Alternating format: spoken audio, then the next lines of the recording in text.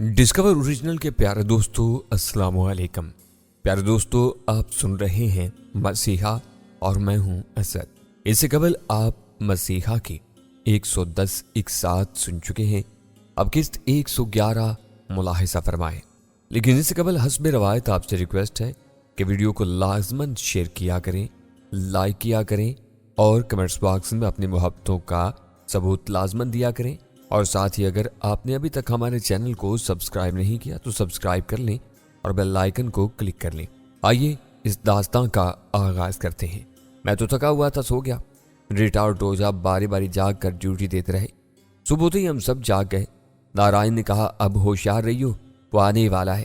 ابھی اس نے اتنا ہی کہا تھا کہ باہر ہلکی سی سیٹی کی آواز گونجی۔ واہ کیا ہوشیار، نارائن نے کہا، اور ہم تینوں چوکس سو گئے۔ ریٹا اور ڈوجا نے تو پستول بھی نکال لیے تھے۔ نارائن دروازہ کھولنے کے لیے بڑھا، میں ایک طرف جا کھڑا ہوا تھا کیونکہ اب جو کچھ کرنا تھا وہ ریٹا اور ڈوجا ہی نے کرنا تھا۔ ارے آؤ آؤ کملیش بابو، آہا۔ نارائن کی پہلے استقبالی آواز ابھری، مگر اس کے ساتھ ہی وہ آواز ایک کربناک سی کراہوں میں بدل گئی۔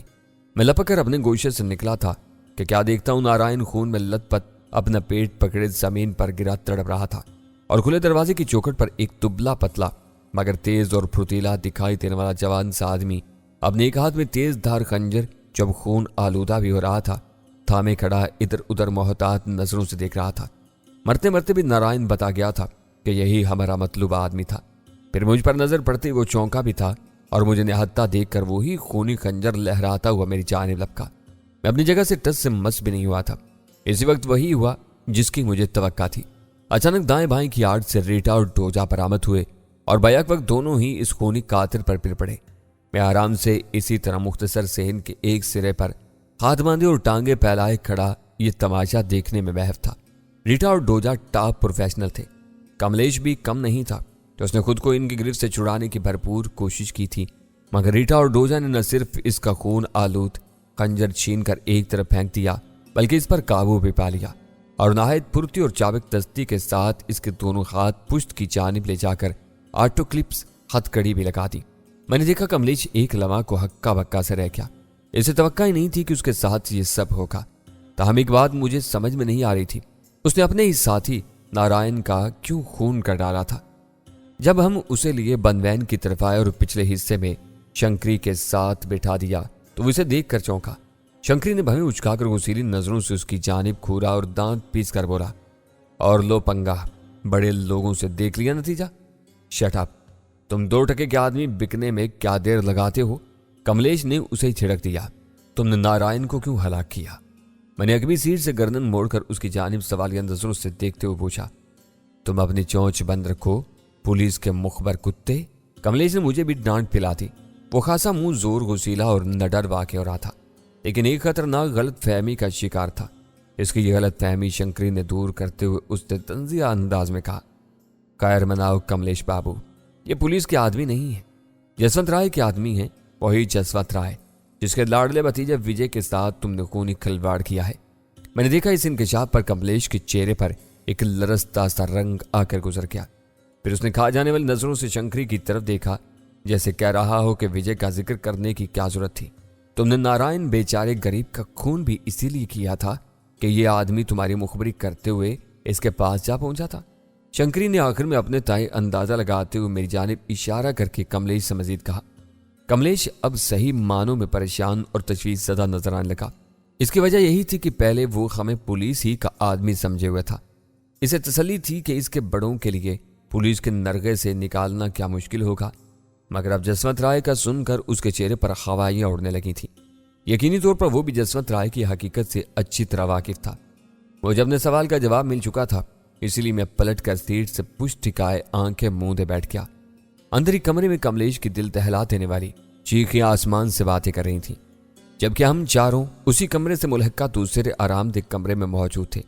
یہاں آتے ہی کملیش کا منہ کھلوانے کے لیے جسونت رائے نے اسے اپنے 2 جلاد صفت آدمیوں کے حوالے کر دیا تھا۔ وہ تھوڑی دیر بعد آ کر اس کا رزلٹ بتانے والے تھے۔ یوں کملیش کی دل دہلا دینے والی چیخوں کی آوازوں سے حظ اٹھاتے ہوئے جسونت رائے بہت مطمئن اور خوش نظر آ رہا تھا۔ اس کے ہاتھ میں بیش قیمت سگار دبا ہوا تھا، اور میرا دل بھی نہ جانے کیوں سگریٹ سے اب سگار پینے کی طرف مچل رہا تھا، मगर कमबख्त ने मुझे सिगार की दावत ही नहीं दी। इस वक्त मैं सामने वाले सोफे पर बैठा था। मेरे दाएं जाने वाले सोफे पर रीटा और डोजा धंसे हुए थे और मज़कूरा कमरे के दरवाजे के करीब बाएं जाने वाले फैमिली सोफे पर जसवंत राय पुष्ट टिकाए बैठा था। हमारी पुलिस कभी भी इस अंदाज में काम नहीं कर सकती थी, बल्कि उसे और बिगाड़ कर गुंजलक बना देती, और यूं असल मुजरिम अपने बचाव की तब तक कोई ना कोई तदबीर कर चुके होते। जसवंत राय ने फातिहाना अंदाज में हम तीनों की तरफ देखते हुए कहा। साथ ही सिगार का कसीफ धुआं भी उगला और मैं उसकी बातों पर ध्यान देने के बजाय लच्छेदार दायरे बनाते फिजा में उड़ते सिगार के धुएं को घूरता रहा। तुम क्या कहते हो डॉक्टर साहब? वो अचानक मुझसे मुखातिब हुआ। शानदार सिगार का शानदार धुआं, क्या मतलब? जसवंत राय ने मेरी तरफ हमें सुकेड़ कर देखा तो मैं जैसे गड़बड़ा कर बात बनाने के अंदाज में बोला, मेरा मतलब था कि आपने नहायत ही शानदार काम किया है। पुलिस तो मामलात को मजीद उलझाती है। डोजा ने भी लुकमा दिया। Yes sir. कमलेश पहले यह जानकर मुतमईन हो रहा था कि हम शायद पुलिस के आदमी हैं, मगर जब उसे आपका मालूम हुआ तो उसकी हालत बुरी होगी। हाँ, यह कभी जानता था कि इसका गुरु घंटाल और हमारा दुश्मन नंबर 1 शंकर चांके इसे आज़ाद करवा लेगा, मगर हमारी बात हो रहे। जसवंत राय ने पुरगुरूर लहजे में कहा, और उसी वक्त एक आदमी अंदर दाखिल हुआ और मोदबाना अंदाज में सेलफोन झुककर जसवंत राय को पेश करते हुए बोला, सर, कमिश्नर राजेश्वर गुडवानी का फोन है। मैं चौंका और मेरे दिल को अनजानी तशवीश और वसवसों ने घेर लिया। हाँ बोलो कमिश्नर। जसवंत राय ने फोन अपने कान से लगाते हुए रौनक भर लहजे में कहा और फिर दूसरी जानिब उसकी बात सुनता रहा। मेरी धड़कती नजरें उसके चेहरे पर जमी हुई थी। उसने दूसरी जानिब से मेरे बारे ही में कुछ सुना था, इसलिए फोन पर कुछ सुनते हुए उसने मेरी जानिब भी देखा था। फिर बोला, ये भी मुझे किसी की शरारत लगती है। खैर, अब यूं भी ये हमारे काम का नहीं रहा, तुम्हें चिंता करने की जरूरत नहीं है गुडवानी, और अपने कैदी को ले जाओ। ये कहते जसवंत राय ने राब्ता मुनक़ता कर दिया। क्या कह रहा था गुडवानी? मैंने जसवंत राय से पूछा। उसने मेरी जानिब मुस्कुरा कर देखा और पूरे इत्मीनान के साथ सिगार का एक कश लगाया। मुझे जाने क्यों उसकी मुस्कुराहट में एक मक्कारी और फरेबीपन की झलक महसूस हुई थी। वो बोला, आर्मी के किसी आला अफसर को तुम्हारे बारे में इल्म हुआ है कि तुम पड़ोसी मुल्क के एक खतरनाक जासूस हो। कमिश्नर को फौरी तौर पर हुक्म मिला है कि तुम्हें उसके हवाले कर दिया जाए, इसलिए वो कमिश्नर तुम्हें लेने के लिए आ रहा है। क्या? मैं चौंक पड़ा। मेरी सांसें तेज तेज चलने लगी। ये आप क्या कह रहे हैं राय साहब? मैं तो आपकी इतना काम आया हूं, और आप अब? खामोश। उस खबीज ने सर्द लहजे में मुझे झिड़क दिया। इसके लहजे में भेड़िए जैसी गुर्राहट थी। मामला इंडियन आर्मी के हाथ में जा चुका है। यूं भी अब तुमको हमारे लिए जो करना था वो कर चुके, अब वो जाने और तुम। मैं उसकी तगाबाजी पर एकदम गुस्से से लाल पीला होकर उठ खड़ा हुआ तो रीटा और डोजा भी एकदम खड़े हो गए। इन दोनों के हाथों में 4 रंग के पिस्तौल दबे हुए थे और नाल का रुख मेरी जानिब था। मुझे अपने पूरे बदन में लातादाद चींटियां से रेंगती हुई महसूस होने लगी। मैं टिश्यू पेपर की तरह इस्तेमाल करके फेंक दिया गया था। मेरी सारी खुश फहमियों और खुश उम्मीदियों पर ओस पड़ना शुरू हो गई थी। मैं जैसे बेदम सा होकर दोबारा सोफे पर गिरने के अंदाज में बैठ गया। रीटा और डोजा बदस्तूर मेरी जानिब अपने पिस्तौलों का रुख किए चौकस अंदाज में खड़े रहे। इनके साकित तो जामिद अंदाज से साफ जाहिर था कि मेरी एक जरा सी गलत हरकत ने बेतुरेक गोली चलाने पर मुतहर्रिक कर सकती थी। मरदूद जसवंत राय बड़ी मक्काराना नजरों से मुझे घूरे जा रहा था। फिर वो मुझसे मुखातिब हुआ, क्या तुम वाकई पड़ोसी मुल्क के जासूस हो? हरगिज नहीं। मैंने फौरन नफी में सर हिला दिया। ये इनकी गलत फहमी है। मैं तो एक काम सा डॉक्टर हूं, आप मेरा इम्तिहान ले सकते हैं। ये कहते हुए मैंने अपने लहजे में असर पैदा करने की कोशिश की ताकि इस मरदूद मलऊन धोखेबाज को मेरी बात पर यकीन आ जाए और किसी तौर बेजरत समझे और मुझे थोड़ी और मोहलत मिल जाए। लेकिन बदबख्त मेरी बात पर कहका मारकर हंसार बोला, मैं किसी पब्लिक सर्विस कमीशन के इदारे का चेयरमैन नहीं हूं जो डॉक्टरों के इम्तिहानात लेकर इन्हें सरकारी नौकरियों में भर्ती करता फिरूं। मेरे कहने का मकसद ये था कि अगर आप मुझसे जासूसी का इम्तिहान लेंगे तो मैं फेल हो जाऊंगा। मैंने मासूमियत से कहा, अबे चुप साले, दिमाग खराब कर रहे हैं मेरा अपनी हरकतों की वजह से। मुझे तो तू डॉक्टर भी नहीं लग रहा। मुझे इसकी बात पर गुस्सा तो आया, मगर इस वक्त मैं मजबूर था। देखो राय साहब, अब ऐसी भी बात नहीं, मैं डॉक्टर तो अपनी जगह पर हूं, लेकिन तकदीर न जाने मुझे कहां से कहां ले आई है। अब मुझे इंडियन आर्मी के हवाले करके एक डॉक्टर का मुस्तकबिल तबाह कर देंगे।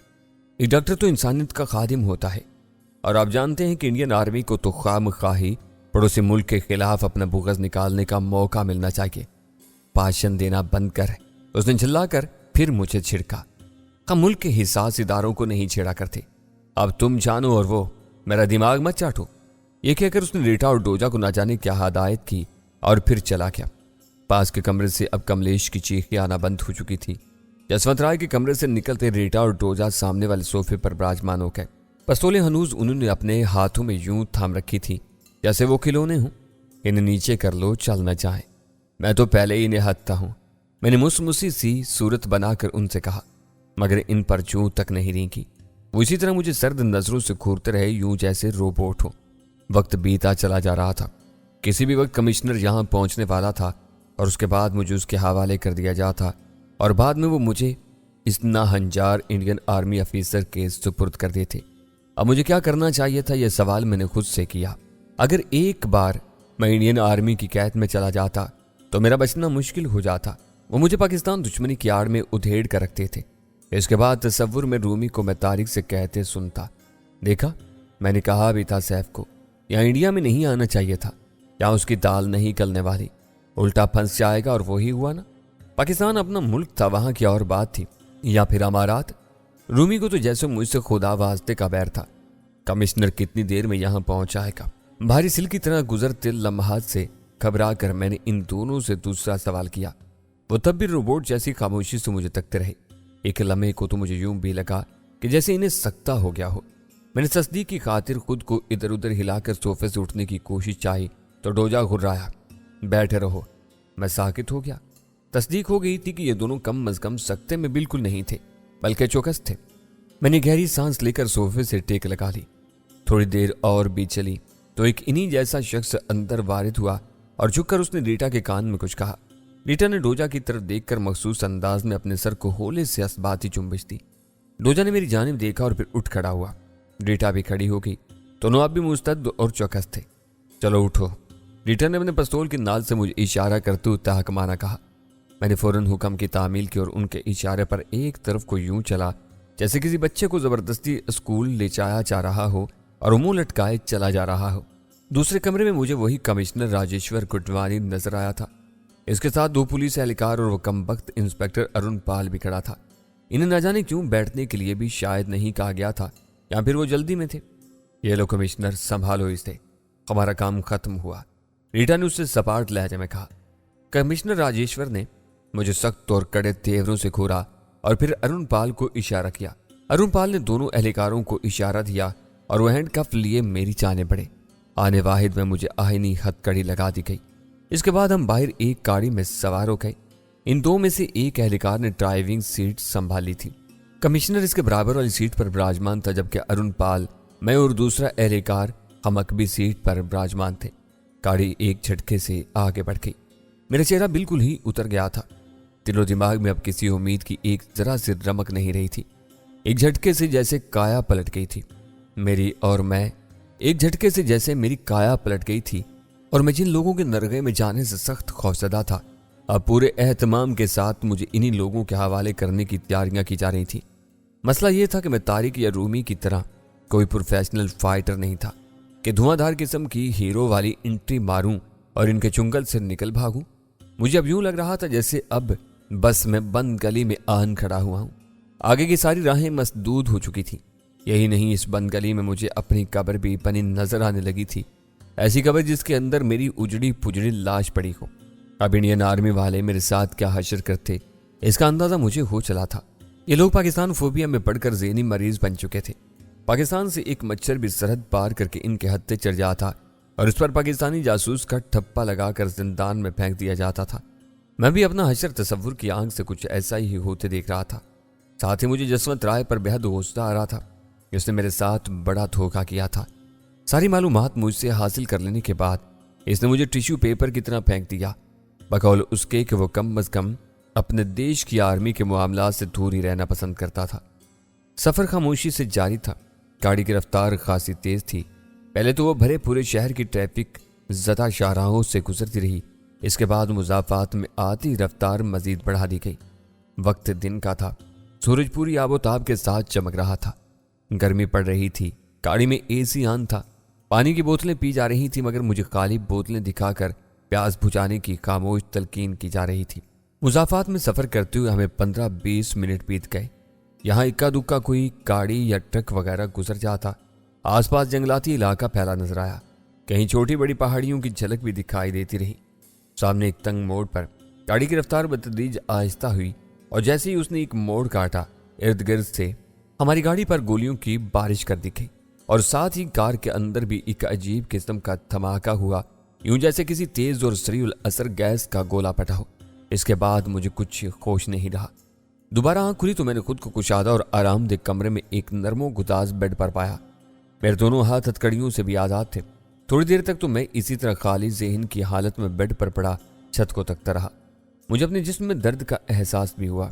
चेहरे और पेशानी पर कुछ खराशें भी महसूस हुई। चिन से टीस सी उठ रही थी। मैं इन मामूली चोटों को सह गया और फिर किसी देखी हुई फिल्म की तरह वो मुख्तसर वाक़यात मेरे चश्मे तसव्वुर से गुजरते चले गए। जसवंत राय की धोखाधही, कमिश्नर के हाथों मेरी हवाल की, और फिर पुलिस की माहियत, गाड़ी, फायरिंग और गैस के गोले का फटना, फिर मेरा बेहोश होना, सब इस शार्ट फिल्म में शामिल था। लेकिन मेरी समझ में नहीं आ रहा था कि मैं कैसे बच गया था, और न सिर्फ बचा हुआ था बल्कि आराम से लेटा हुआ और आज़ाद भी था।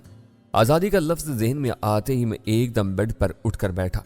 सर थोड़ा चकराया मगर जहन ज्यादा चकराया हुआ था। मैंने इधर उधर गर्दन घुमा कर देखा। मैं अकेला ही था, दरवाज़ा बंद था। मैंने खुद को टटोला और ज़रा संभाला और फिर बेड से नीचे उतराया। आहिस्ता आहिस्ता कदमों के साथ दरवाजे की जानिब बढ़ा। लट्टू पर हाथ रखा और उसे घुमाया।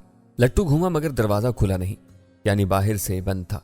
मैं भी पलट कर बेड तक पहुंचा ही था कि दरवाज़ा यकदम खुल गया। सामने जिन दो अफराद पर मेरी नज़र पड़ी, इन्हें देखते मुझे ऐसा लगा जैसे अभी थोड़ी देर पहले जो कुछ मेरे साथ हुआ था वो सब महज एक ख्वाब था। यानी जसवंत राय की महल नुमा रहाइशगाह से लेकर पुलिस के हाथों मेरी हवाल की और फिर इन्हीं की गाड़ी में बैठकर राय की रहाइशगाह से रवानगी, सब ख्वाब। मेरे सामने रीटा और डोजा खड़े थे। खिलाफ मामूल इन दोनों के चेहरों पर इसरार भरी मुस्कुराहट थी। इन दोनों को देखते ही मुझे एक जबरदस्त झटका लगा। मैं कोई ख्वाब तो नहीं देख रहा हूं? मैंने इन दोनों को हैरान और परेशान सी नजरों से तकते हुए कहा। हरगिज नहीं, रीटा मुस्कुरा कर बोली।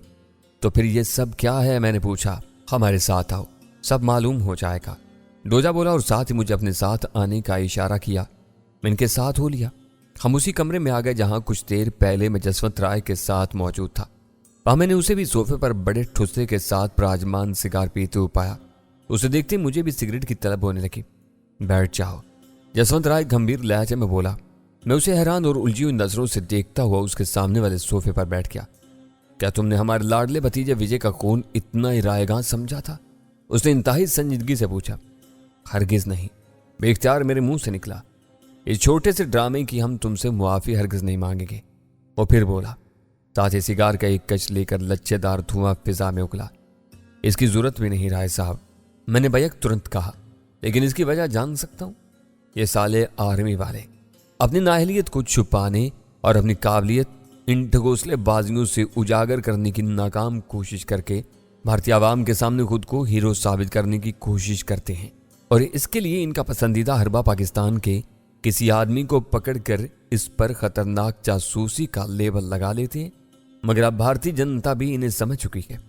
ताज़ा तरीन भारतीय हवाबाज की पाकिस्तान की सरहद पर भगोड़े जैसी हालत और वहां चाय नोशी की मेहमान नवाजी के बाद इसका पाकिस्तान से खैर सगाली के तौर पर जिंदा छोड़ दिया जाना साबित कर गया है कि दोनों तरफ की आवाम सिर्फ अमन चाहती है।